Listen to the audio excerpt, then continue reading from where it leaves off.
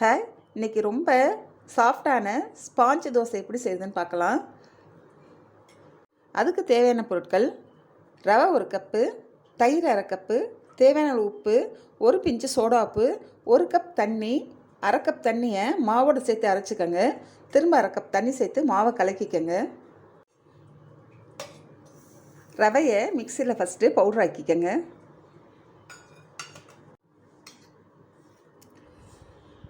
ரவையை அரைச்சாச்சு. இது கூட தயிர் 1/2 கப்பு தண்ணி, தேவையான உப்பு சேர்த்து அரைச்சி எடுத்துக்கோங்க.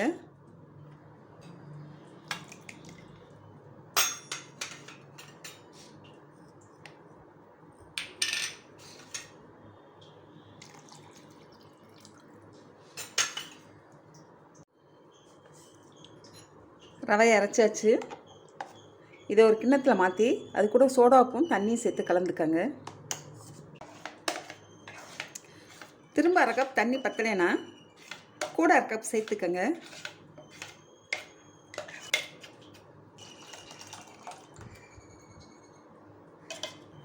இந்த பதத்துக்கு மாவை கரைச்சி எடுத்துக்கோங்க. இது கூட சோடா உப்பு சேர்த்துக்கோங்க. அவ்வளோதான். இதில் தோசை சுட்டு எடுத்துக்குவோம். இந்த தோசையை நான்ஸ்டிக் கல்லில் ஊற்றுனீங்கன்னா எண்ணெய் தேவையில்லை. மற்ற கல்லில் ஊற்றுனீங்கன்னா ஒரு 1/4 ஸ்பூன் போல் எண்ணெய் விட்டு ஒரு துணியை வச்சு நல்லா தேய்ச்சிட்டு ஊற்றுனீங்கன்னா தோசை நல்லா வரும்.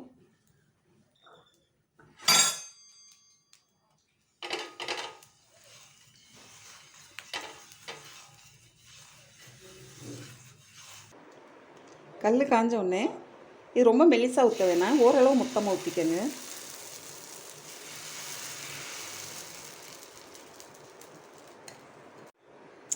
அவ்வளோதான், தோசை வெந்துருச்சு. இந்த தோசையை நம்ம திருப்பி போட வேண்டியதில்லை.